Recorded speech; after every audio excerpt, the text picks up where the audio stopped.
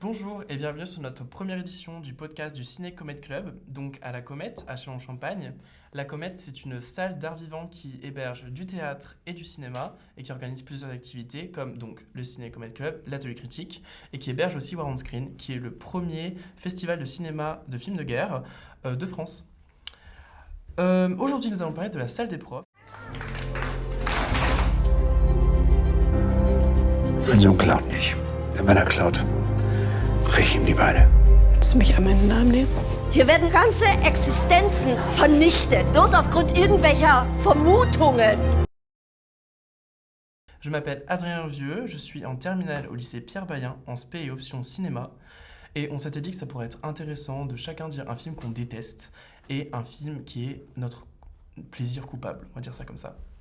Donc pour moi, un film que je déteste, c'est Last Night in Soho, qui est sorti en 2018, je crois, parce que je trouve que ça apporterait une façon, des personnages féminins qui sont hyper clichés et qui sont insupportables pour aucune raison, même si j'adore Anna Taylor-Joy et je trouve que factuellement, au niveau technique, le film est magnifique. La fin me reste en travers de la gorge et ça m'a vraiment fait détester le film, alors que tout le film, j'avais adoré.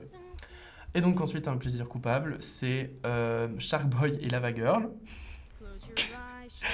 que j'ai découvert quand j'étais tout petit, et j'avais adoré ce film, et en l'ayant revu il y a quelques mois, en fait c'est un très très mauvais film qui fait très très mal aux yeux, très mal joué, mais c'est vraiment un plaisir incroyable quand même, juste pour les souvenirs.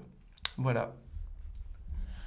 Bonjour, je m'appelle Amélie, j'ai 17 ans, je suis au lycée Pierre Bayen en terminale en spécialité cinéma. Un film que je déteste, c'est Les Demoiselles de Rochefort, parce que je trouve que niveau scénario, il y a quelques petites incohérences, des trucs qui font que ça marche pas, que ça peut pas marcher. Et aussi, je trouve que pour une comédie musicale qui a autant de potentiel, avec autant d'acteurs américains, des fois c'est un peu bancal au niveau des danses. Et mon plaisir coupable, c'est Le Secret de Terabithia, sorti en 2007. Parce que c'est le seul film qui arrive à me faire pleurer. Et je trouve juste que c'est beaucoup d'émotions. Et même si les effets spéciaux sont un peu moches, ça marche quand même. Donc voilà. Bonjour, moi c'est Arsène, je suis en terminale aussi au lycée Pierre Bayen en option cinéma. Mon plaisir coupable, c'est L'Âge de glace 2 de Carlos Saldana. J'ai plus la date par contre. Et le film que je n'aime pas, que vraiment malheureusement à contre-cœur un peu, enfin pas vraiment vu que je l'aime pas, mais c'est La Zone d'intérêt de Jonathan Glazer. Bonjour, moi je m'appelle Grégoire, je suis étudiant aux arts et métiers à Châlons, donc une école d'ingénieurs. Un film que je déteste, en fait, ça va être un ensemble de films qui sont les films Marvel, qui sont assez mauvais dans l'ensemble, voire jusqu'à très mauvais, pour tout un tas de raisons, mais ça serait trop long d'expliquer. Et plaisir coupable, c'est Marvel en mieux, c'est-à-dire les dessins animés DC, les films animés DC, qui sont bien plus intéressants, plus courts, et qui sont meilleurs que Marvel. Voilà. Bonjour, moi c'est Louise, j'ai 16 ans et je suis élève au lycée Pierre Bayen en première spécialité cinéma. Mon plaisir coupable, c'est La Reine des Neiges. C'est honteux, mais j'aime beaucoup regarder ce film. C'est pour passer le temps, puis voilà quoi. J'aime bien chanter aussi avec le film, mais bon, ça faut pas le dire. Et il n'y a pas de film que je n'aime pas ou que je déteste. Voilà. Bonjour, moi je m'appelle Mélissandre, je suis en première au lycée Pierre Bayen en spécialité et en option cinéma audiovisuel. Mon film plaisir coupable, je pensais pas que c'était un plaisir coupable, mais apparemment Narnia de Andrew Amazon est un plaisir coupable, donc voilà. Et le film que je déteste, c'est un film très récent, c'est Pauvre créature de Yorgos Lanthimos. Vraiment, je ne l'ai pas du tout aimé. J'ai trouvé en fait que l'histoire elle était un peu plate quand même et que en dehors des décors, ça volait pas très haut quoi. Passons. Alors, Le mépris. Anyway, bref, La Reine des Neiges, c'est un banger, et Yorgos Lanthimos aussi. Bref, ce mec est génial. C'est pas grave. Bon, Aujourd'hui donc, on va parler de La salle des profs. Donc je vais faire un petit résumé pour introduire le film avant qu'on en parle et qu'on en discute. Enfin, chacun va d'abord dire son avis sur le film et après on en parlera tous ensemble, ça va être intéressant. Donc Carla, qui est professeure au collège, assiste impuissante à une série de vols dans son établissement. Quelques jours plus tard, après d'autres vols, elle décide de laisser sa webcam sur son ordinateur allumée. Donc il y a un nouveau vol qui est perpétré et le dessin sur la chemise du voleur permet de confronter quelqu'un et de l'accuser. Cette décision va avoir des conséquences importantes pour Carla et ébranler toute l'école. Donc, La Das Lehrerzimmer ou La salle des profs, c'est le dernier film d'Iker Satak, réalisateur allemand, avec Léonie Benesch dans le rôle central, celui de Carla. Donc nous suivons tout le film. Le film est sorti en 2023 et tout le monde autour de cette table l'a donc vu pour l'occasion. Voilà. Donc je propose qu'Amélie commence par dire son avis sur le film. Alors moi, c'est un film que j'ai beaucoup aimé.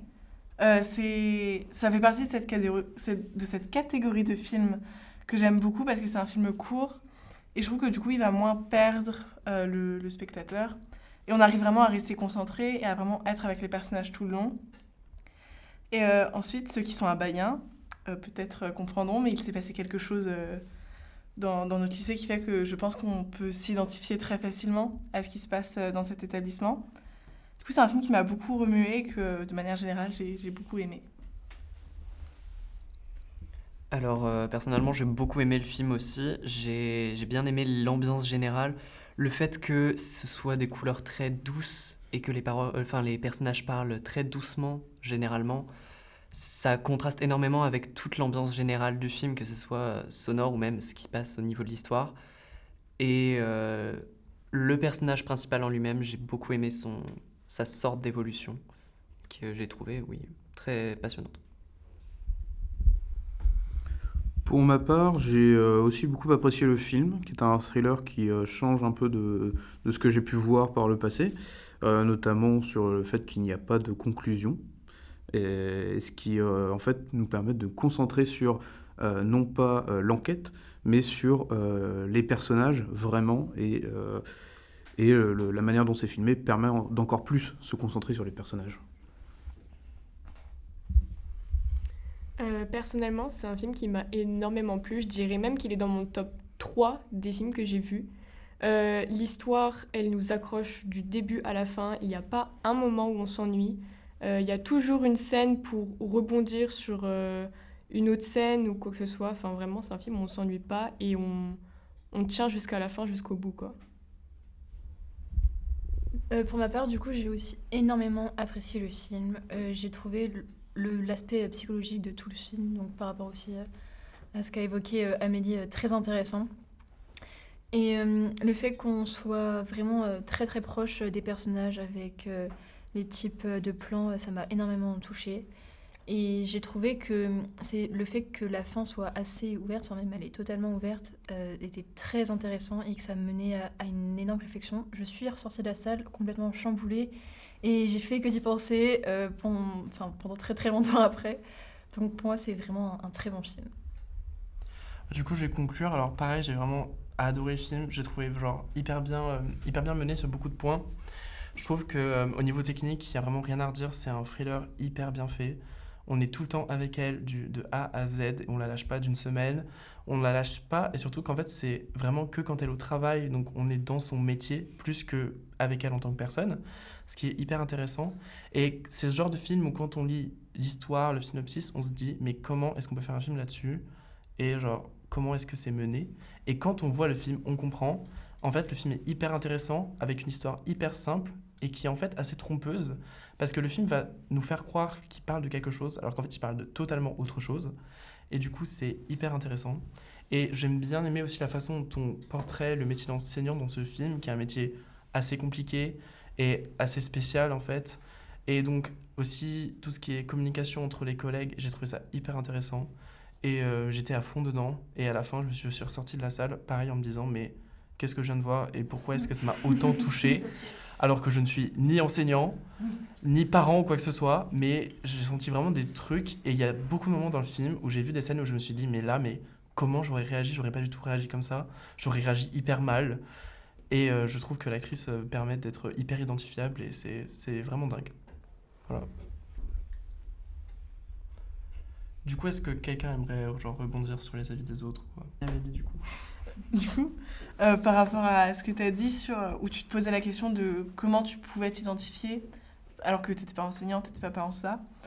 Moi, je trouve que c'est un film qui va bien montrer l'impact que l'atmosphère d'un établissement peut avoir sur les élèves. Parce qu'on voit, notamment avec Oscar, qui est donc sa mère travaille au collège et est accusée de vol. On voit que lui, témoin, il n'a rien fait. Et il est quand même emmené là-dedans. Et on lui demande quand même d'avoir une réaction assez adulte, alors que c'est un collégien. Et ça montre, même ses camarades qui s'inquiètent pour lui, que finalement, les élèves, on leur demande d'endosser une certaine responsabilité qu'ils ne sont pas forcément prêts à avoir et qu'ils ne sont pas forcément censés avoir à cet âge-là. Et du coup, ça montre vraiment que des fois, on est un peu emmené là-dedans et on ne sait pas trop comment réagir. Et du coup, moi, c'est pour ça que je me suis identifiée, je pense, à ce film. Ouais, vas-y, Arsène. Un autre truc que j'ai trouvé qui nous permettait vraiment de mieux rentrer dans le film, c'est vraiment le fait qu'on soit tout le temps proche des personnages, on est tout le temps collé à eux, que ce soit pour le personnage principal ou même pour les autres, on est toujours collé, on est proche d'eux. Et donc, c'est très intimiste, mais parle de choses qui le sont pas forcément. Et tout cet aspect-là on est collé à eux, on sent vraiment, on se sent oppressé quand eux le sont, on se sent énervé quand eux le sont. Tout ça, je trouve que ça nous permet vraiment de bien rentrer dans le film. Et c'est ça, je pense, qui m'a fait accrocher et me dire que c'était pour moi un très bon film. Ouais, vas-y, Mélissandre. Du coup, pour rebondir sur l'oppression, moi ce que je trouvais aussi, ce qui m'a beaucoup marqué, c'est le fait qu'il n'y ait qu'une seule scène où on soit réellement dehors. Parce qu'en fait, toutes les autres scènes, on voit l'extérieur mais à travers une vitre, et je trouvais que ça accentue encore plus l'oppression et le stress de tous les personnages dans le film. Et aussi, ça m'a fait penser à Anatomie d'une chute, un peu la fin, et le personnage de Carla m'a fait énormément penser du coup à Sandra Hüller. Je ne sais pas du tout pourquoi, mais je trouve aussi en fait que le fait que ce soit deux personnages qui sont quand même assez coincés dans leur situation et qu'elles arrivent quand même tout de même en fait à s'en sortir, même si en fait la fin est quand même du coup dans les deux films assez ouverte. Je trouve ça hyper intéressant. Moi, je voulais parler surtout au sujet de l'identification. Ce qui est intéressant, c'est qu'on peut s'identifier aux personnages parce que les enfants, on a tous été à cet âge-là, et surtout à l'école, mais par rapport aux adultes, c'est pas parce qu'on s'identifie pas parce qu'ils sont professeurs ou parce qu'ils réussissent à nous identifier à des professeurs, mais parce que la situation qu'ils vivent, c'est une situation que tout le monde peut vivre n'importe où. Et c'est ce qui permet vraiment d'être à la place de chacun de ces personnes, de réagir. Alors après, on a nos avis qui font que certains des personnages vont dire « mais qu'est-ce qu'il fait ? Il est complètement con ». Mais ça reste quand même assez intéressant parce que ça permet aussi de se rendre compte que comment les gens peuvent réagir vraiment dans la réalité.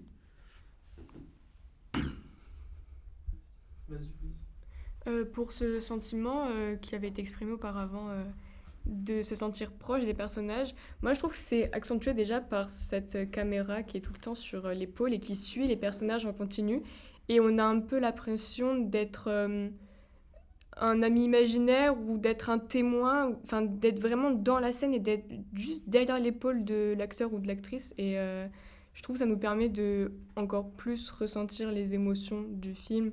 Et en tout cas des personnages, que ce soit les collégiens ou d'ailleurs le petit Oscar qui est beaucoup impacté par l'histoire, ou de la professeure elle-même.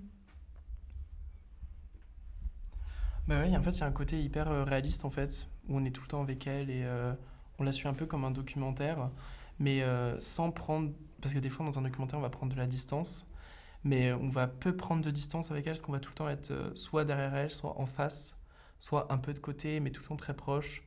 Et du coup, ça accentue en fait cet effet de... C'est pas comme si on était dans son intimité, mais c'est comme si vraiment on était un collègue de travail et qu'on la suivait tout le temps, quoi. C'est un peu malaisant des fois. Vas-y, Arsène. Il y a aussi un autre truc avec le fait qu'on soit toujours proche d'elle, c'est que les décors sont tout le temps flous et on dirait que du coup, l'endroit en général, c'est pas important. Ce qui est important, c'est elle, c'est ce qu'elle vit et les personnages, ce qu'ils vivent. Parce que vraiment, il y a énormément de moments, c'est vraiment les décors, on les voyait vraiment presque pas. On aurait dit une espèce de pâte un peu de couleur, et on n'avait pas vraiment de décor à lui-même, mais je trouvais que c'était pas si important que ça. Moi aussi, je voulais rebondir sur le format du film, le fait que ça soit pas du coup en plein écran.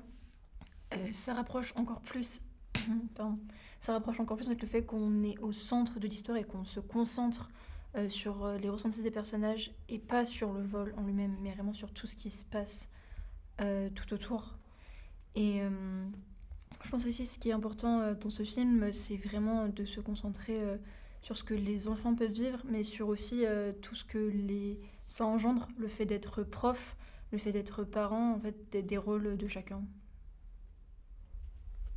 Oui, Amélie.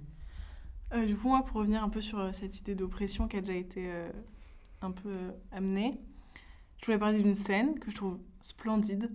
C'est la scène de la réunion parents-prof, où elle a un petit foulard autour du cou, et où au début, ça la dérange pas du tout. Et plus la tension monte, plus elle va commencer à tirer sur son foulard. Et même moi, là, je regardais le film, et j'avais l'impression que j'avais un foulard aussi qui me serrait la gorge. Et je trouve que ça montre vraiment cette tension qu'elle est vraiment coincée et qu'elle n'arrive plus à avancer parce qu'elle doit aller jusqu'à vraiment dénouer son foulard, puis se poser. Et du coup, je trouve que c'est vraiment une scène magnifique qui montre que tout l'oppresse en fait à partir d'un moment où elle se retrouve vraiment genre coincée et qu'elle sait plus du tout quoi faire. Du coup, c'est là où on comprend que le film marche parce que, par exemple, il y a un craquage que je vais pas divulgacher, mais qui est un craquage psychologique du personnage, et c'est à ce moment-là que moi j'avais envie de pleurer en fait. Vraiment, je me suis dit, non mais là c'est trop, et c'est le même moment, et je trouve que la tension du coup est hyper bien menée. Et aussi au niveau de la mise en scène, il y a des trucs qu'on remarque pas, mais donc, comme l'a dit Arsène, si tout le derrière est flou, c'est à cause d'une longue focale qui s'utilise tout le temps sur le personnage, qui du coup fait qu'on se concentre sur elle et pas sur le reste. Et aussi des fois, ils se permettent, donc le réalisateur, des changements en fait de format, où par exemple quand elle est enfermée dans les toilettes, il fait ça en 4/3, et des fois il passe en 16/9 sans raison, et du coup ça montre les moments où elle se sent plus libérée ou plus calme, et les moments où elle se sent plus enfermée, plus à l'étroit, et j'ai trouvé ça hyper subtil, et je sais pas si tout le monde autour de la table l'a remarqué ce détail là, mais donc Amélie me dit que oui, Grégoire non. Et ok, et du coup c'est assez subtil et assez bien mené, je trouve. Grégoire, ouais, vas-y. Alors moi, j'avais pas du tout remarqué que ça passait du 16/9 au 4/3. J'avais juste vu effectivement que c'était au début du 4/3, et après le 4/3 nous met directement sur le personnage à tel point que, avec en plus le flou autour, on fait plus attention du passage. Alors c'est une subtilité qui est assez du coup bienvenue, ce qui est assez intéressante, mais le fait que le film débute part du 4/3 et reste en 4/3 dans les moments les plus oppressants et les plus difficiles pour les personnages, ça fait que on se soucie pas, on comprend très vite que l'intérêt c'est vraiment on est avec le personnage, voire même on prend la place du personnage. Et du coup, parce qu'on parlait des personnages et de leurs décisions tout à l'heure, est-ce que vous, en tant que spectateur, vous vous êtes dit à un moment j'aurais pas fait pareil, donc est-ce que vous avez remis en question les méthodes de certains personnages du film du coup? Ouais, Arsène? Justement, c'est un truc où je me suis dit, je pense que j'aurais vraiment pas réagi de la bonne manière pendant tout le film. Parce que c'est un personnage qui reste vraiment très très calme tout au long de la situation, même si elle en prend plein de tous les côtés, vraiment. Et le fait qu'elle essaye de se couper pour faire plaisir à tout le monde, que tout se passe bien, c'est vraiment un truc que déjà je trouve ça admirable, les gens qui arrivent à faire ça, parce que moi je peux pas. Je trouve ça impressionnant, et même, oui, le fait que le personnage reste vraiment calme, même à des moments où elle se fait vraiment hurler dessus, c'est vraiment quelque chose que je trouve impressionnant, et j'aurais vraiment pas réagi de la même manière, je pense. Grégoire, ouais. Ah, Amélie? Moi, le moment où je me suis dit que j'aurais pas réagi de la même manière, c'est le moment où du coup elle a la vidéo de qui elle pense être le coupable, je sais pas si c'est français, et elle va la montrer à la directrice avant de montrer au potentiel coupable. Et c'est du coup ça qui va engendrer tout le problème qu'il y a. Alors que moi, j'aurais directement dit à la personne, je pense que t'es coupable, voilà ma preuve. Et du coup, en fait, ce moment-là, ça va tout de suite engendrer des problèmes de communication. Et c'est ça qui va nouer tout le film et qui va faire que ensuite, elle va subir ce harcèlement qu'elle subit. Et du coup, moi, c'est le seul moment où je me suis dit que j'aurais pas réagi comme elle. Parce qu'ils sont vraiment... Je pense que je peux pas voir ce que j'aurais fait dans cette situation tellement c'est horrible.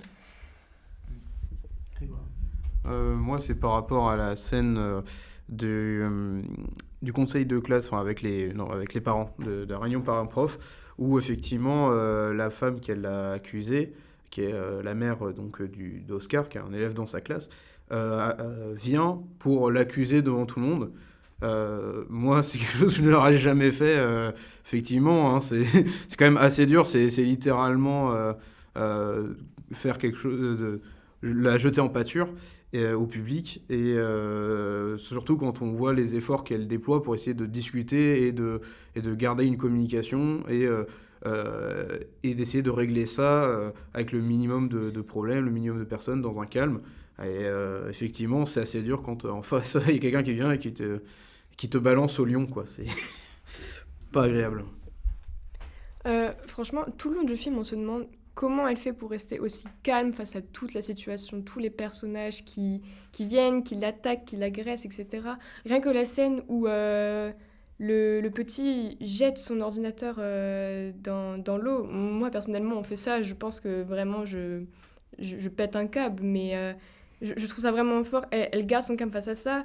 Dans la scène de la réunion parents-prof, là aussi, elle garde son calme. Je trouve ça vraiment fou et en même temps beau de pouvoir gérer aussi bien ses émotions. Voilà, quoi. Bon, du coup, je préviens, à partir de maintenant, on va spoiler le film. Donc, ceux qui l'ont pas encore vu, déjà, allez-y, parce que c'est incroyable. Je pense qu'on est tous d'accord pour le dire. Oui. Voilà, et donc, maintenant, ça rentre en spoiler. Donc, je vous laisse 3 secondes pour partir. 1, 2, 3, Arsène. Merci. Donc, pour rebondir sur ce que Grégoire a dit à propos de la scène avec la réunion parents-prof, le fait que la mère vienne devant tout le monde, moi j'ai trouvé que c'était juste de l'audace à ce niveau-là.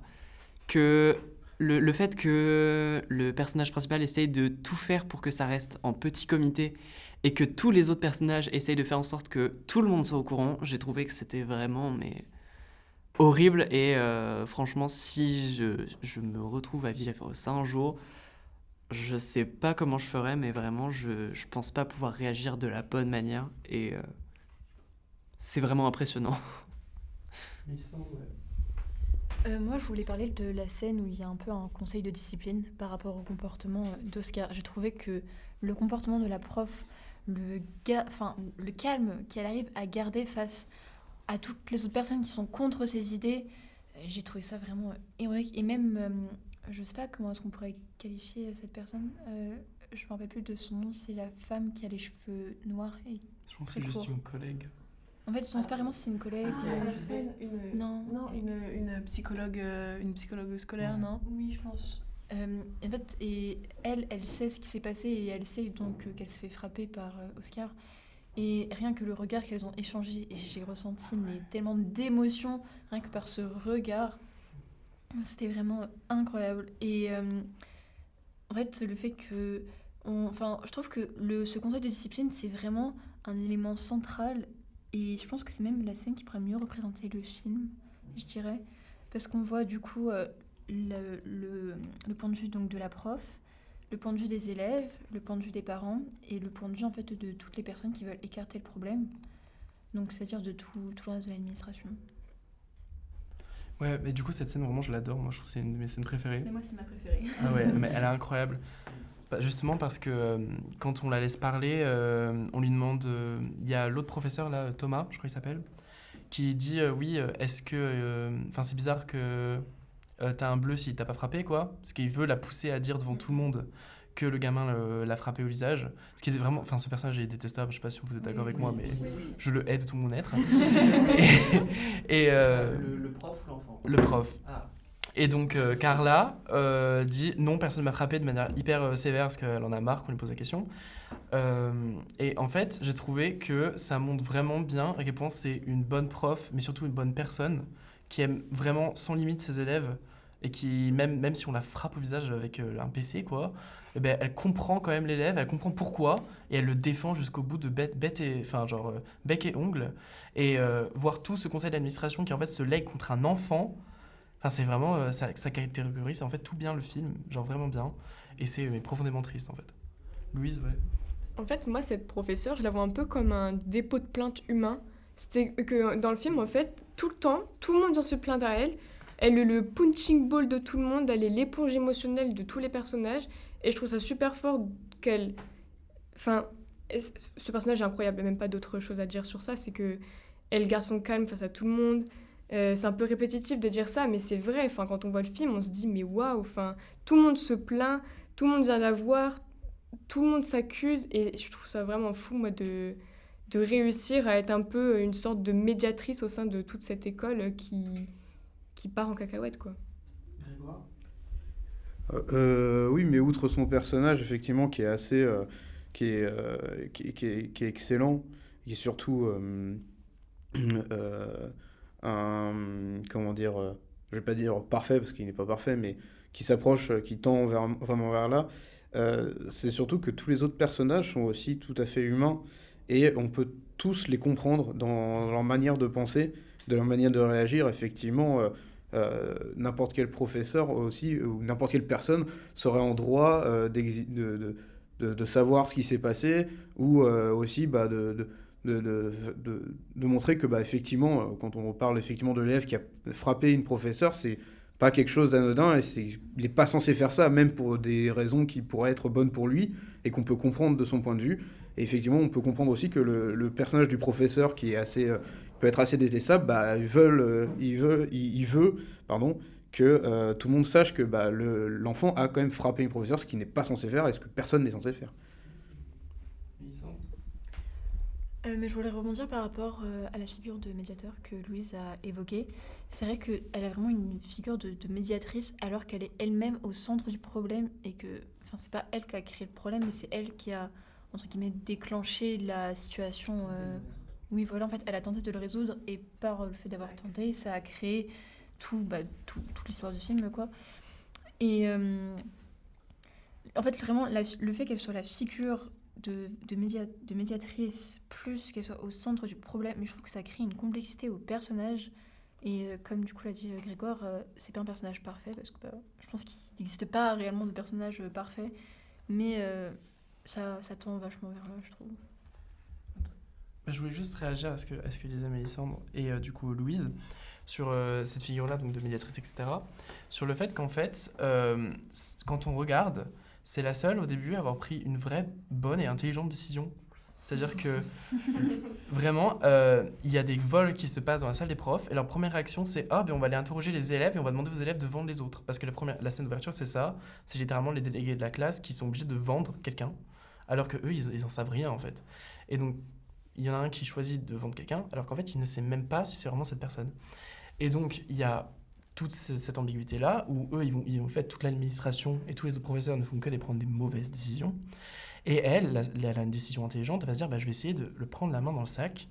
Et elle a des résultats, et en fait, tout le film, on fait que lui faire payer ses résultats, alors que c'est pas sa faute, quoi.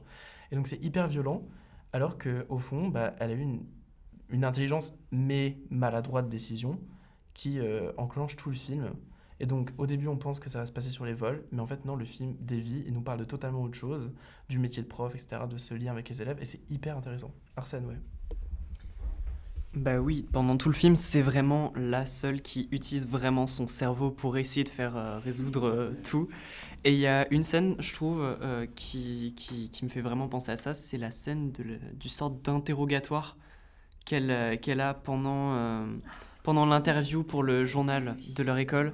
J'ai vraiment vécu ça comme un interrogatoire. Elle se faisait assaillir de questions, elle se faisait attaquer de tous les côtés par tous les élèves qui étaient là. Et moi, honnêtement, je m'y attendais un peu que ça dévie un peu. Enfin, vu ce qui s'était passé un peu avant, c'était un peu évident pour ma part. Mais ça avait pris des proportions pour la suite de l'histoire qui sont vraiment... Ça devient vraiment énorme après, et encore bravo à elle pour avoir gardé son calme et utilisé son cerveau. Du coup, Amélie.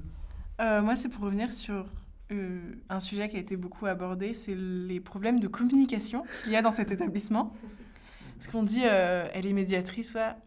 Donc c'est vraiment, tout passe par elle, et c'est elle qui doit tout redonner. Mais ça montre que c'est vraiment des collègues ou des élèves, ou même des élèves entre des professeurs, qui n'arrivent pas du tout à parler pour faire évoluer ce problème. Et quand ils arrivent à parler, ils se crient dessus parce qu'ils ne sont pas d'accord. Et je trouve que ce problème de communication, il est encore plus amplifié par le fait qu'elle et un autre de ses collègues, je crois qu'ils parlent néerlandais des fois entre eux. Polonais, pardon. Ils parlent polonais alors qu'ils sont dans un collège allemand. Et même elle, à un moment, elle dit non, on va parler allemand là par contre, parce que sinon les gens vont penser qu'on dit des choses qu'on ne doit pas dire.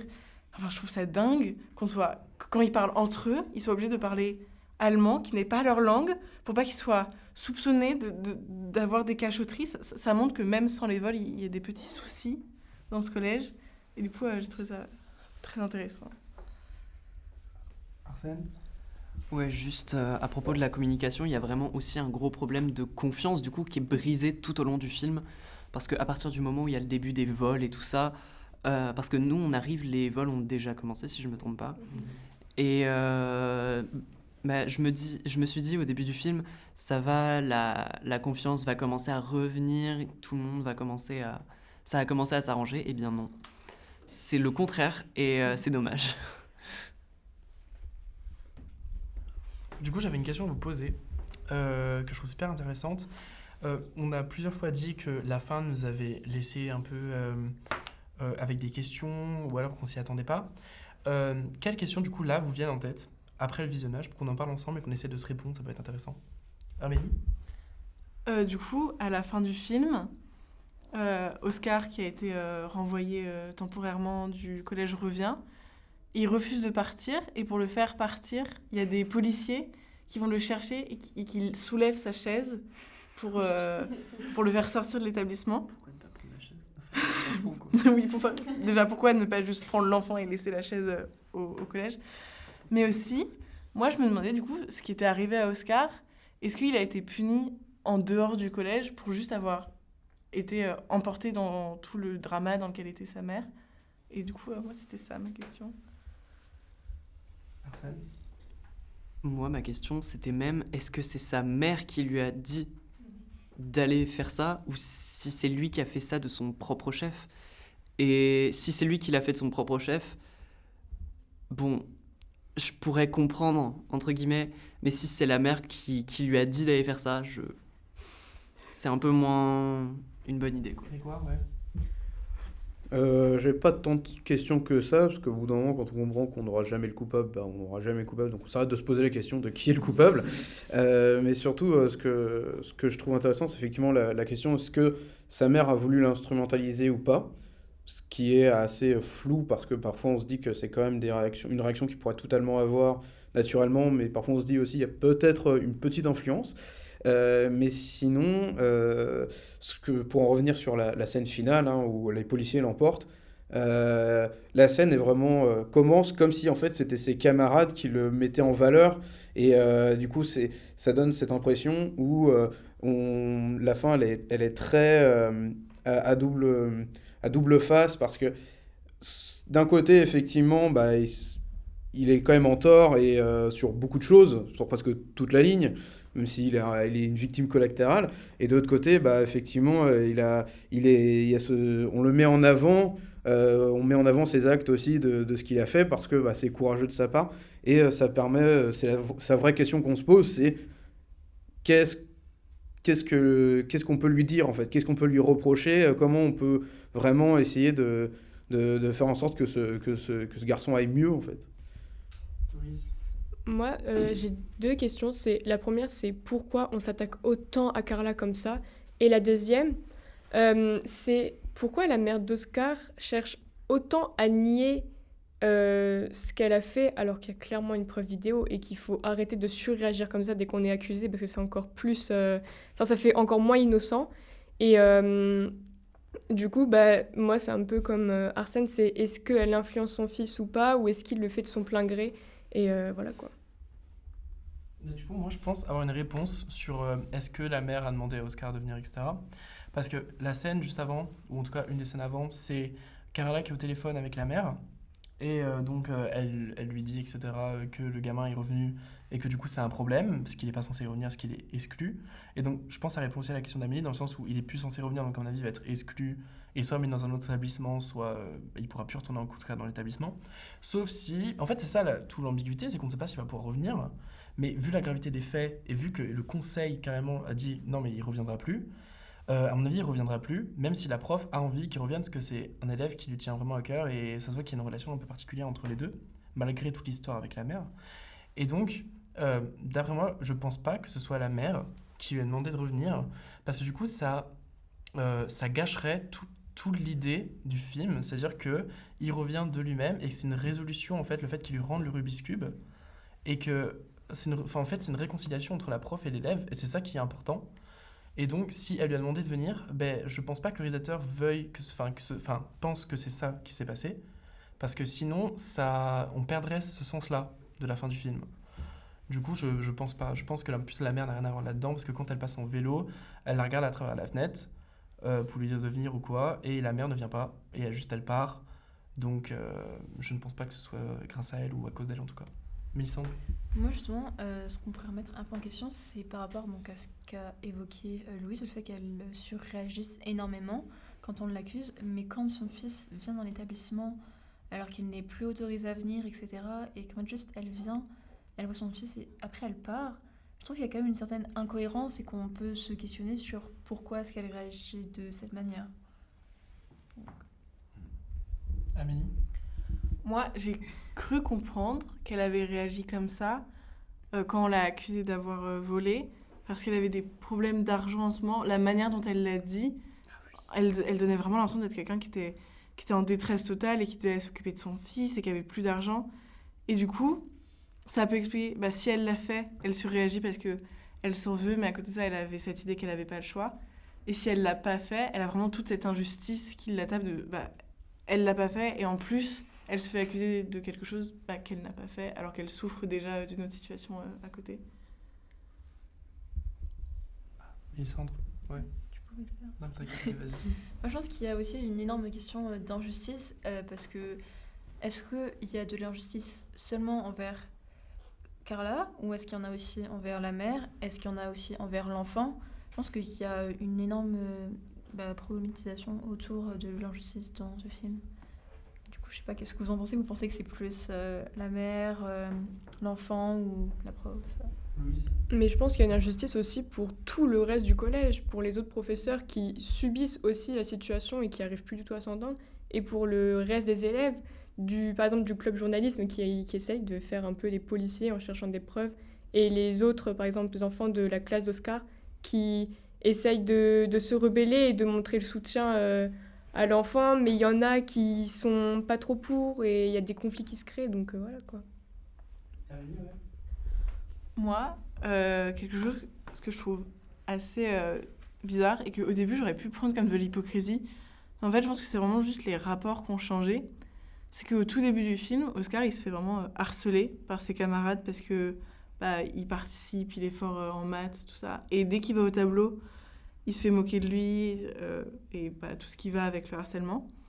Et dès qu'il commence vraiment à être dans cette situation où on comprend qu'il va peut-être être viré, que sa mère a des problèmes, d'un coup, la majorité de ses camarades, ils vont le soutenir et ils vont se mettre à du coup harceler leur professeur qui soutenait avant. Et il y a ce changement de rapport qui montre vraiment à quel point la situation, ça les a vraiment chamboulés et qui montre... que oui, ils ont vraiment été... C'est aussi un peu injuste pour eux, parce que même si ça leur a permis d'arrêter d'harceler Oscar, ça montre qu'eux, ils comprennent pas du tout ce qui est en train de se passer, parce qu'ils changent drastiquement d'état. C'est aussi pour dire que, par rapport à ce que disaient les deux précédents, c'est que ce film, en plus de parler d'une question de justice et de notre rapport à ça, ça parle aussi des enfants, et c'est très intéressant, parce qu'on a tous été enfants, mais on a du mal à se souvenir comment on était, comment on pouvait réagir et comment les autres réagissaient. Et là, ça dépeint quand même quelque chose de très réel, c'est que les enfants sont extrêmement cruels, beaucoup plus cruels qu'on peut le penser. Et notamment cette scène où effectivement, quand le dernier de la classe, du coup, veut bien faire l'exercice pour une fois, alors que tout le monde essaye de se rebeller contre le professeur et qu'on le traite de traître directement, c'est vraiment le mot utilisé. Effectivement, on sent la cruauté des autres enfants, parce que eux, ils veulent faire bloc, mais lui, il a aussi ses problèmes personnels que les autres ont du mal à accepter parce qu'ils n'ont pas les mêmes problèmes, notamment en cours. Et cette scène où on pouvait... et aussi l'autre scène où la professeure essaye de réconcilier les enfants ensemble en faire une activité en groupe dans le gymnase, donc, où il faut qu'ils tiennent à 6 sur un bloc, où ils réussissent, mais où finalement Oscar décide de pousser l'autre, le dernier de la classe, j'ai oublié son prénom, parce que il veut se venger un peu de ce qu'il a... de ne pas l'avoir soutenu, et on voit qui marque en fait le début après du moment où Oscar va complètement péter les plombs. Mais ça montre vraiment comment les enfants peuvent réagir, leur cruauté, mais aussi toute leur maladresse, leur méconnaissance du monde et des conséquences que peuvent avoir leurs actions, et ça c'est très intéressant. Bah c'est ça en fait, moi je pense que c'est avant tout un film qui parle des enfants, parce que même si on parle du vol, etc., moi j'ai déjà dit tout à l'heure, mais le film nous fait croire que c'est ça, alors qu'en fait il va vraiment parler des enfants. Et quand on regarde Oscar, c'est tout le sujet du film, c'est-à-dire c'est comment vit Oscar en fait, parce que c'est vraiment ça qui est intéressant, c'est que finalement le vol on s'en fout, parce que qu'elle soit coupable, la mère ou pas, ou que vous considériez que la prof, donc Carla, est bien agi ou pas, l'important c'est comment le vivent les autres, et cette situation de crise qui finit par toucher tout le collège, et toute la secondaire, parce que je crois que en Allemagne c'est des secondaires comme en Belgique, donc les gens de l'atelier journalisme, c'est des gens qui sont vraiment des lycéens avec des collégiens, enfin on voit plutôt bien avec leur âge quoi, parce que c'est censé être des troisièmes, donc ça veut dire que les plus grands sont vraiment des lycéens, donc c'est vraiment ça veut dire que c'est un énorme établissement, c'est vraiment une grosse secondaire avec collège et lycée, donc si ça touche tout l'établissement, que c'est vraiment une énorme crise, parce qu'en plus il y a d'autres choses qui viennent se rattacher à ça, c'est-à-dire toutes les accusations de racisme envers la prof, parce qu'un des élèves interrogés est un enfant arabe, et dont en gros les parents, une fois qu'ils sont convoqués, insinuent que s'ils pensent que c'est un voleur, c'est à cause de ça. Hyper touchy, hyper violent. Et en vrai, ça se comprend, parce que le seul élève qui a interpellé vraiment, c'est lui, parce qu'il avait de l'argent, il avait beaucoup d'argent sur lui, et donc directement, les parents ils font le rapprochement, et c'est compréhensible en fait. Sauf qu'en même temps, c'est pas vrai, c'est parce qu'il avait de l'argent, quoi. Et donc, il y a un peu tous ces trucs-là, donc les accusations de racisme, les accusations, en fait, on va remettre en question le droit à l'image, etc. Les élèves qui, par du bouche à oreille, finissent par croire qu'on les a filmés, alors que c'est pas vrai. Et donc, tout ça fait boule de neige jusqu'à toucher tout l'établissement. Et la vraie victime de tout ça, en fait, à la fin, on se rend compte que vraiment, c'est Oscar. Parce que c'est lui qui finit par se prendre tout, bon, je vais dire ça vulgairement, mais tout se prendre dans la gueule, alors qu'il avait vraiment rien demandé, quoi. Amélie. Je suis totalement d'accord, et je trouve que c'est vraiment montré, déjà ce qui est montré, enfin la dernière scène montre d'abord que c'est Oscar la victime principale, mais elle va aussi montrer toute l'ampleur qu'a pris une situation qui de base aurait pu être réglée très simplement en restant dans la salle des profs, parce que qu'on soulève Oscar sur sa chaise comme ça, moi ça m'a tout de suite fait penser à un roi qui serait porté, et du coup ça montre vraiment toute l'importance qui est mise sur Oscar d'un coup. Parce que pour certaines personnes, c'est presque un martyr de l'organisation du lycée qu'il a vraiment pris, qui a dit lui, il est coupable, tout ça. Et pour d'autres personnes, c'est le coupable, c'est la raison pour laquelle rien ne va dans cet établissement. Et ça montre vraiment, il est très jeune, il a 12 ans. Et ce petit garçon de 12 ans qui se prend tout d'un coup et qui est obligé de vraiment porter la responsabilité de tout ce qui est en train de lui arriver et de tous les malheurs du lycée. Et cette scène, elle va vraiment montrer pour moi toute l'injustice qui gravite autour du personnage d'Oscar. Ouais.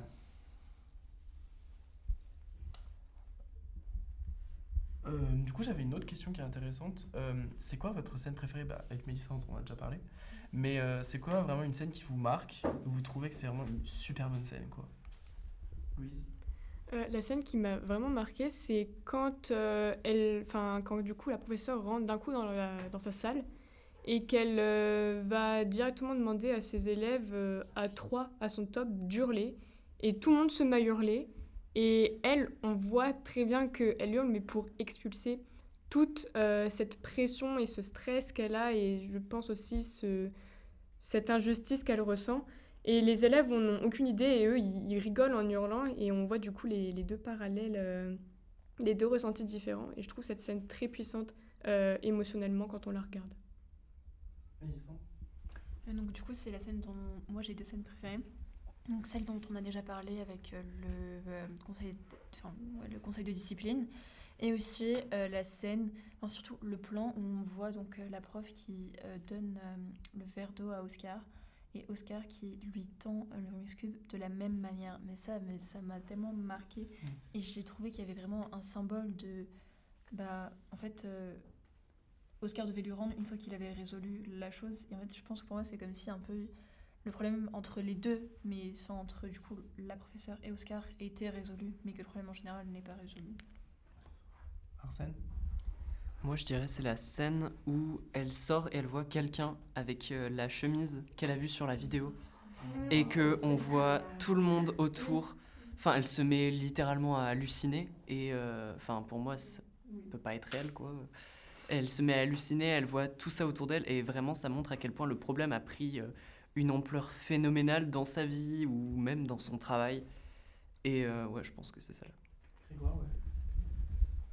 Moi, j'ai 2 scènes que j'ai beaucoup aimées. La première, c'est celle de l'interview qui se transforme assez rapidement en interrogatoire, et où elle n'a aucune bonne solution.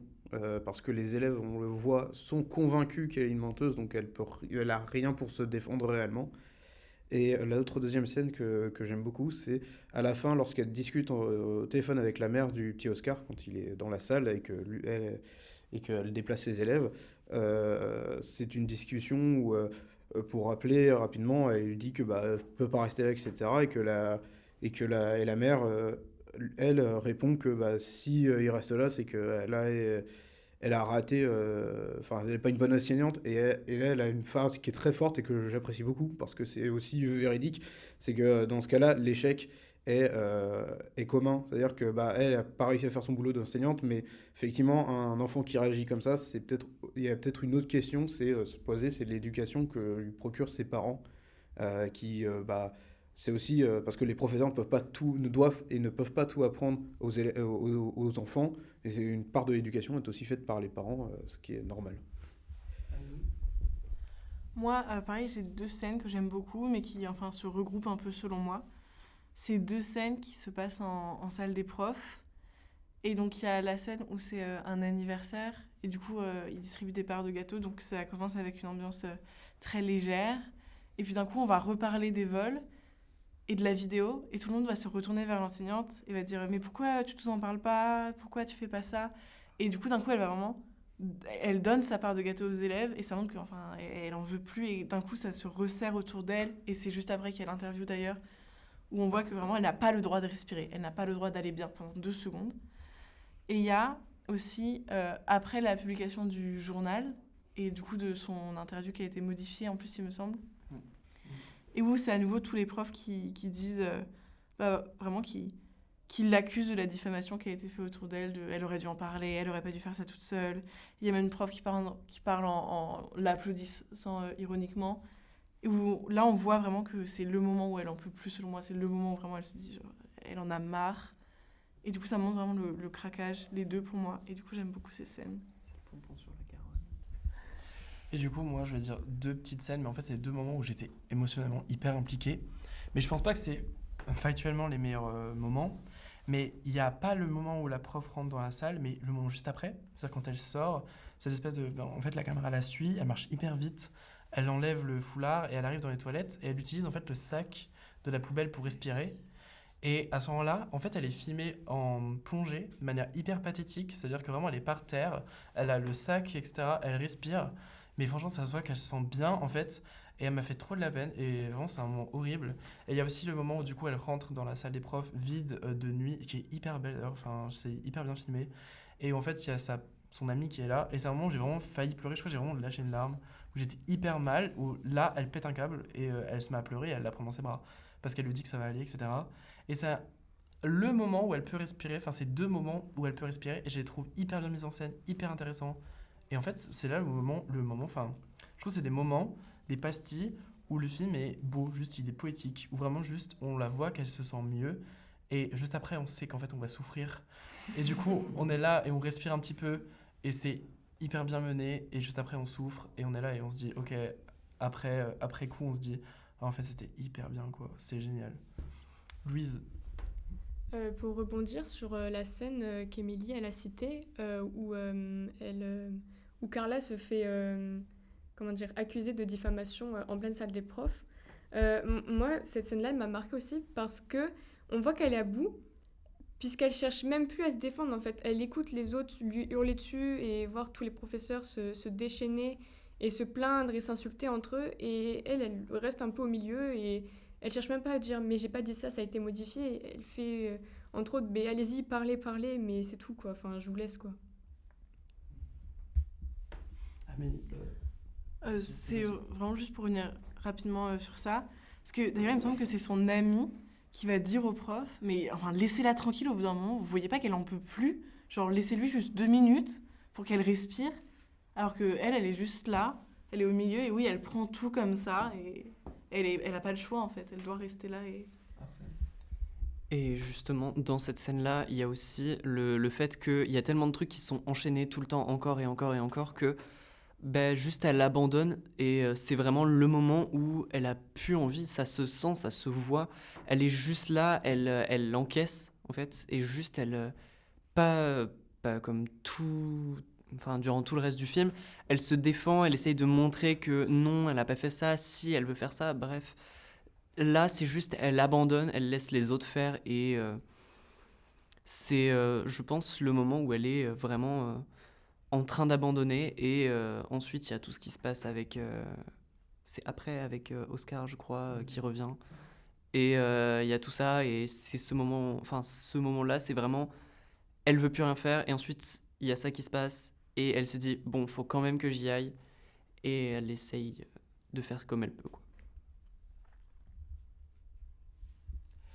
Du coup, j'avais une question aussi. Quel genre est-ce que vous donneriez au film? Parce que tout à l'heure, Grégoire a dit que c'était un thriller, mais après, moi je suis d'accord, on définirait aussi comme un drame social, par exemple. Du coup, comment est-ce que vous le définirez le film? Parce que je trouve que c'est intéressant, c'est assez inclassable en fait. Mélissandre? Moi, je dirais que c'est aussi un drame social parce qu'on voit différentes personnes qui ont différentes places dans la société. Et on peut dire un peu que l'école, c'est une sous-société dans notre société. Pour moi, je pense que ça rentrerait plus comme un drame social que comme un thriller.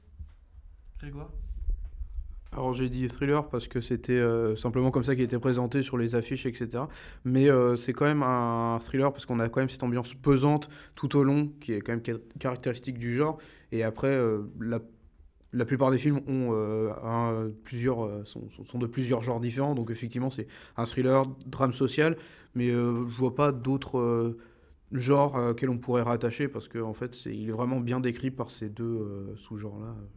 De manière générale en fait. Ouais, je suis assez d'accord du coup avec vous deux. En fait, je trouve que le film, dans le sens il est inclassable, dans le sens où on regarde et on se dit ok, je saurais pas quoi dire, mais en fait il est prenant, donc c'est un thriller, mais c'est un drame social parce que c'est assez triste et un peu ce délire là, mais je pense qu'il rentre pas dans une des deux, il rentre vraiment dans les deux quoi, parce qu'il mélange bien un peu cet aspect là, et du coup c'est assez atypique d'avoir un film qui parle d'un collège, enfin d'une secondaire, on va dire ça comme ça, et qui est aussi prenant et aussi stressant, parce que moi j'ai trouvé, il y a des moments, il n'est pas angoissant, mais en tout cas, on est avec le personnage et on se dit oula, on a peur d'avoir les conséquences. Par exemple, quand il y a le journal qui est sorti et qu'on voit sa réaction face au journal, qu'elle pète un peu un câble contre les élèves, et qu'après elle arrive en salle des profs, on se dit directement ils ont le journal, ils vont lui en parler, et ça tombe que ils ont lu et qu'ils vont lui en parler, et elle le sait, ça se voit qu'elle le sait, et du coup on est avec elle et on se dit ok, ça va être la merde, et c'est hyper prenant, je trouve ça génial.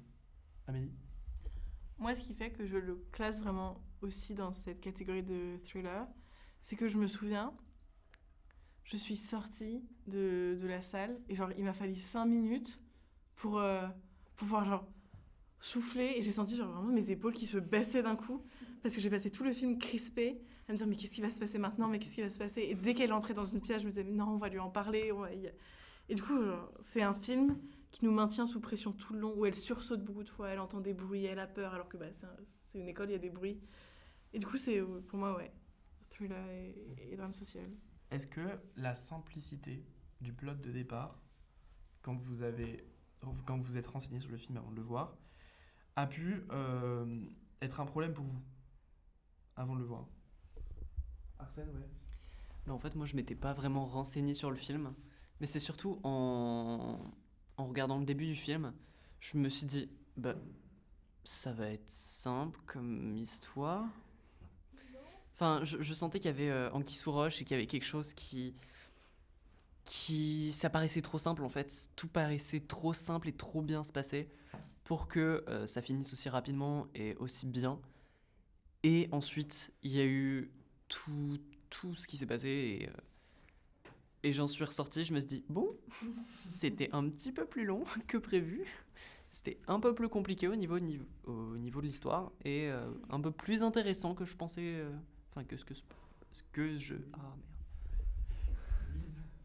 J'ai lu le résumé du film 1 heure avant de venir le voir. Et déjà, le court résumé que j'avais pu voir sur Internet, il accrochait déjà mon esprit. Et en plus, j'avais vu film allemand et moi, j'éprouve de l'amour envers les films allemands. Vraiment, le cinéma allemand, c'est pour moi un des meilleurs cinémas. Et là, quand j'ai regardé environ les 10-15 premières minutes du film, j'ai vraiment directement accroché avec l'ambiance et les personnages et toute cette histoire qui nous tient, quoi. Alors, comme Arsène, j'avais pas vu, je m'étais très peu renseigné sur le film avant de venir le voir. Et effectivement, au début, je me disais, ça va être surtout une enquête sur qui est le coupable. Et puis en fait, au fur et à mesure, on se rend compte que... on comprend que l'enquête, on s'en fiche un peu et que l'intérêt, c'est pas du tout l'enquête, mais c'est comment les gens vont réagir autour de ce qui se passe.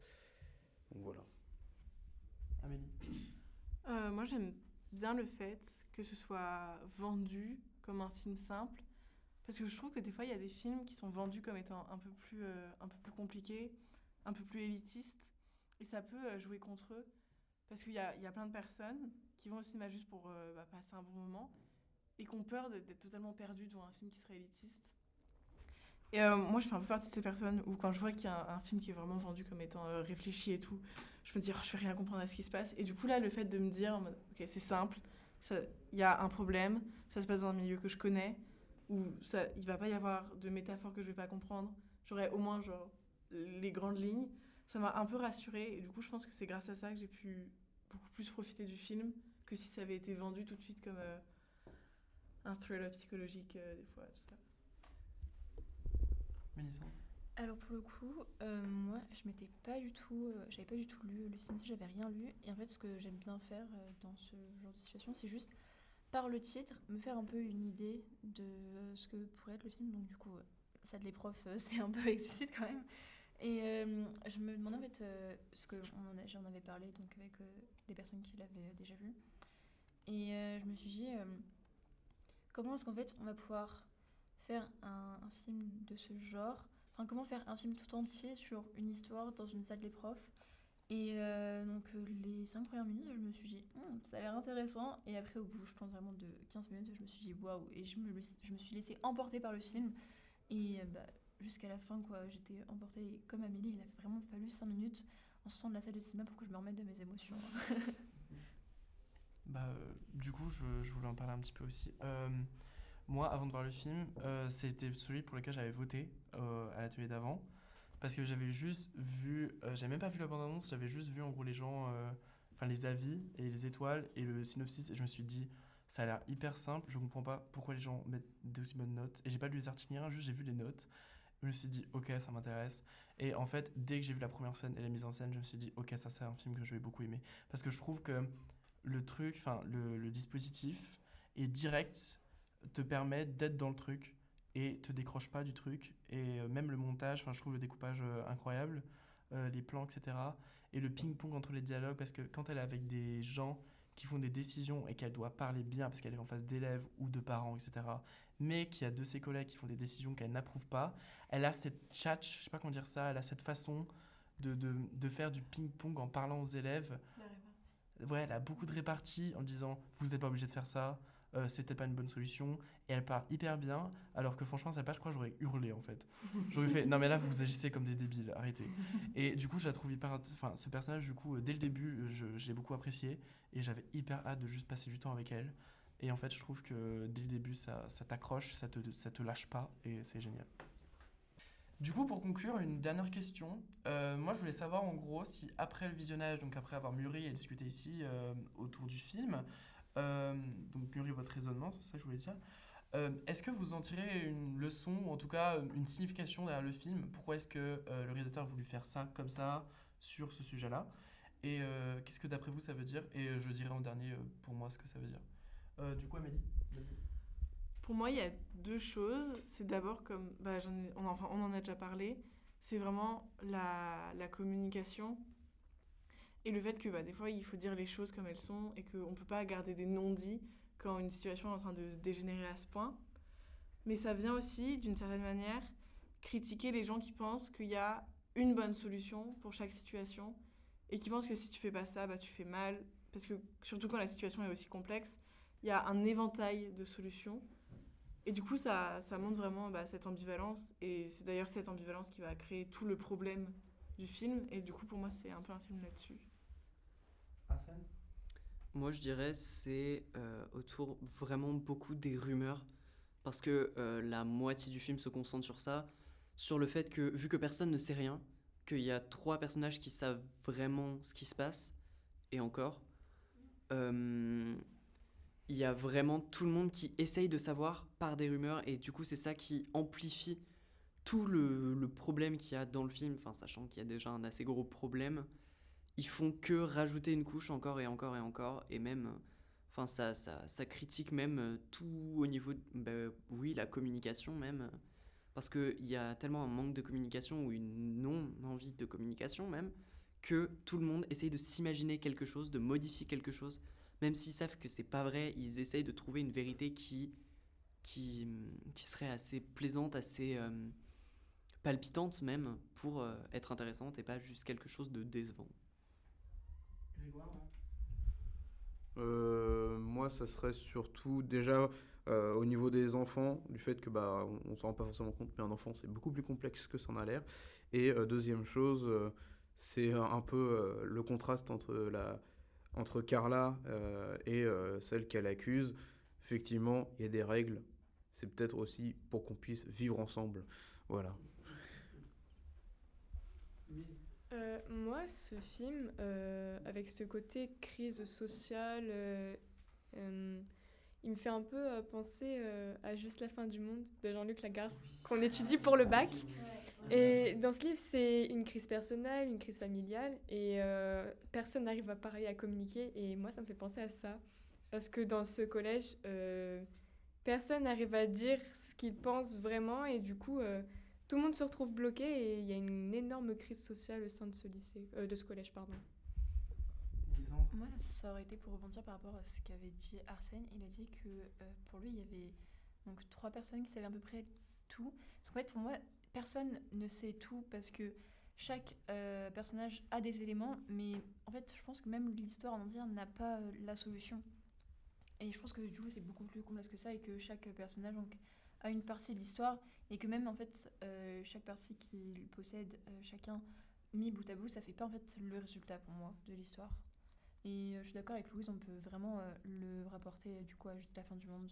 Et il y a vraiment une énorme crise de langage, c'est un truc de ouf. Du coup, ce film m'a fait penser au film Tar, je sais pas si vous voyez, avec donc Kate Blanchett, si c'était une bonne personne en fait, et sauf dans une moindre mesure, et moins violemment, parce que c'est beaucoup plus grave et beaucoup plus intense que ce qui se passe dans Das Leer Zimmer. Mais du coup, j'ai trouvé ça quand même, le parallèle intéressant à faire. Et donc, pour finir, je me suis dit que ce serait intéressant si chacun donc, pensait à une œuvre, que ce soit cinéma, livre, jeux vidéo, n'importe quoi, intéressante, qu'il voudrait partager sur n'importe quel sujet. Donc voilà. Donc Amélie, tu veux commencer? Moi, c'est une série qui, je crois, est disponible sur Disney+, en plus, si vous voulez la regarder, que j'ai découvert il y a pas longtemps, qui s'appelle Under the Banner of Heaven, et où c'est inspiré d'une histoire vraie. Moi, j'adore les biopics en plus. Et sur un drame, l'assassinat d'une partie d'une famille mormone dans l'Utah, dans les années 80. Et c'est un détective mormon et un détective non mormon qui doivent enquêter là-dessus. Et c'est comment garder sa foi quand on voit des choses horribles. Et j'ai adoré cette série. Et du coup, moi, c'est ma recommandation. Alors moi, c'est à la fois une série et ça va bientôt être un jeu vidéo. C'est un truc incroyable, ça s'appelle Ena. C'est sur YouTube et c'est une série d'animation avec un personnage un peu étrange dans un univers très très étrange qui vit des choses qui n'ont pas vraiment de sens, mais honnêtement, on s'en moque un peu. C'est juste très très beau, très drôle. Et les musiques sont incroyables, franchement. Foncez aller voir, c'est super intéressant. Et le jeu sortira peut-être cette année. Peut-être. Pour ma part, ça sera la chaîne YouTube Clamavi des Profundis, qui sont en fait une famille, je crois, allemande, mais qui font des reprises en lyrique, qui font du chant lyrique, donc soit du chant sacré, mais aussi des adaptations de poèmes de Tolkien en chant lyrique, et qui aussi créent quelques chansons sur le thème nain et heroic fantasy, et c'est extrêmement agréable à écouter parce que c'est polyphonique. Alors, moi, j'aurais 2-3 recommandations pour le coup. Déjà, en premier, regardez Sherlock avec Benedict Cumberbatch. Vraiment, c'est à voir. Il faut que vous le regardiez, c'est un ordre en fait. Ensuite, je dirais qu'il faut que vous regardiez Scam. C'est important à regarder. Il faut que vous regardiez Scam, voilà. La saison 3 apparemment. Et que ce soit Scam France ou dans d'autres pays, franchement, c'est à regarder parce que c'est très intéressant et cinématographiquement, c'est intéressant. Enfin, tout est intéressant de toute façon. Et je crois que c'est tout, oui. À ton tour. Mélissandre. Alors moi, c'est une musique, mais je ne sais pas comment on prononce le nom du groupe. Donc le titre de la musique, c'est Trigger EP de Morcheba. Moi, je dis Morcheba. Ouais. Morcheba. Et c'est une musique que j'ai découverte il y a quelques semaines et je la trouve très intéressante. Alors du coup, moi, c'est une obsession que j'ai depuis plus d'1 an, que Arsène connaît. Alors c'est un livre que j'ai toujours pas fini, mais en fait il est tellement intéressant que je mets énormément de temps à le lire. Ça s'appelle La Maison des Feuilles. Je sais plus comment s'appelle l'auteur, mais pour faire simple, c'est un livre qui demande une action supplémentaire au lecteur afin d'être compris totalement, parce qu'il commence avec un personnage qui s'appelle Johnny, qui a son voisin qui meurt et qui donc retrouve l'ébauche en fait d'une analyse sur un film qui s'appelle The Navidson Record. Et donc tout le livre, c'est à la fois Johnny qui parle de sa vie et à la fois des extraits du Navidson Record qui parlent en fait d'une famille, de la famille Navidson. Donc avec donc l'auteur, c'est Mark Z. Danielewski. Même son nom est compliqué. Et donc, la famille en question qui a une analyse dessus faite par le monsieur qui s'appelle Zampano, le voisin donc, de Johnny. En fait, cette famille emménage dans une maison, la Maison des Feuilles, et on fait un film found footage où le père, qui est un photographe, en fait, va analyser la maison parce qu'il se passe plein de choses hyper étranges dans la maison. Par exemple, elle est 3 cm plus grande à l'intérieur qu'à l'extérieur. Et un couloir sombre apparaît dans une des pièces et lead vers une autre maison qui n'existe pas sur le plan physique, c'est-à-dire qui est autre part, mais on peut accéder directement dans la maison, qui est plongée dans le noir, etc. Et je ne veux pas trop divulguer parce que c'est hyper compliqué à comprendre. Mais en gros, ce qu'il y a à comprendre, c'est que le livre va beaucoup jouer avec le 4e mur et ce qu'on peut comprendre ou pas comprendre avec un format qui est visuellement spécial parce que lorsqu'on va être assez plongé dans le Navision Record, donc dans l'analyse dans le livre va prendre en fait des façons hyper libres de montrer le texte. Par exemple, avec des couleurs différentes, en écrivant à l'envers, en écrivant sous forme d'échelle quand un personnage monte une échelle, en écrivant sous forme de tourbillon quand il descend d'un escalier, en écrivant dans une autre langue, donc on doit traduire, en écrivant dans des cases dont on ne sait pas dans quel ordre lire les cases, et du coup, ça demande de chercher. C'est magnifique visuellement à avoir en main. C'est hyper beau. Des pages, par exemple, qui sont à l'envers. Une fois, c'est écrit en italique, une fois, c'est écrit dans une autre police, etc. À chaque fois, le mot maison est en bleu, on ne sait pas pourquoi. Et du coup, ça demande en fait de chercher, c'est un peu un jeu de pistes, et c'est hyper intéressant. Et au-delà d'être amusant, c'est un livre qui est hyper bien écrit, hyper beau, et ce que ça raconte est genre ouf. C'est génial, vraiment c'est génial. Voilà. Donc, on peut conclure cette émission. Merci d'avoir écouté jusqu'au bout si vous êtes encore là. Et ça nous tient vraiment à cœur. Et donc voilà, c'est tout pour la salle des profs. Au revoir.